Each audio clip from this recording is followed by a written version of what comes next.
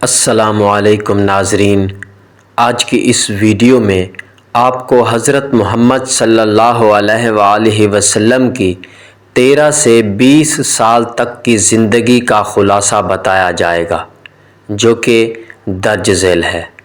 آپ صلی اللہ علیہ وآلہ وسلم اپنے چچا ابو طالب کی کفالت میں تھے، جو آپ صلی اللہ علیہ وآلہ وسلم سے بے حد محبت کرتے تھے۔ آپ صلی اللہ علیہ وآلہ وسلم ان کے ساتھ تجارتی معاملات اور معاشرتی زندگی کو قریب سے دیکھنے لگے۔ آپ صلی اللہ علیہ وآلہ وسلم نے چھوٹے پیمانے پر تجارت شروع کی۔ کچھ روایات کے مطابق آپ صلی اللہ علیہ وآلہ وسلم نے مکہ کے مختلف تاجروں کا مال لے جا کر فروخت کرنا شروع کیا، جس سے آپ صلی اللہ علیہ وآلہ وسلم کی دیانت داری اور معاملہ فہمی سامنے آنے لگی۔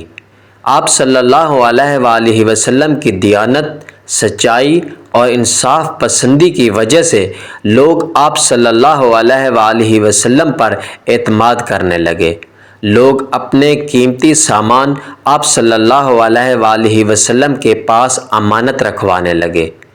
عرب کے قبائل کے درمیان ہونے والی ایک جنگ، جسے جنگ فجار کہا جاتا ہے، اس میں قریش نے بنو کنانہ کا ساتھ دیا۔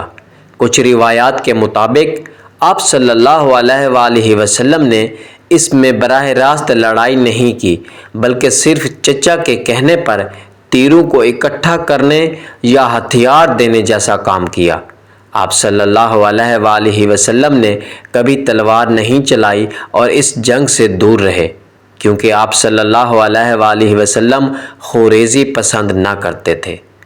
مکہ کے چند معزز افراد نے مل کر ایک معاہدہ کیا، جسے حلف الفضول کہا جاتا ہے، جس کا مقصد تھا کہ مکہ میں کسی پر ظلم نہ ہو اور مظلوم کی ہر صورت مدد کی جائے۔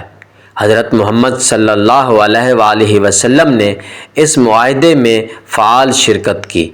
یہ تمام واقعات بتاتے ہیں کہ آپ صلی اللہ علیہ وآلہ وسلم کی نوجوانی نیکی، امانت، دیانت اور عدل و انصاف سے بھرپور تھی، اور اللہ تعالیٰ نے آپ صلی اللہ علیہ وآلہ وسلم کو نبوت کے عظیم منصب کے لیے اسی دور میں تیار کیا۔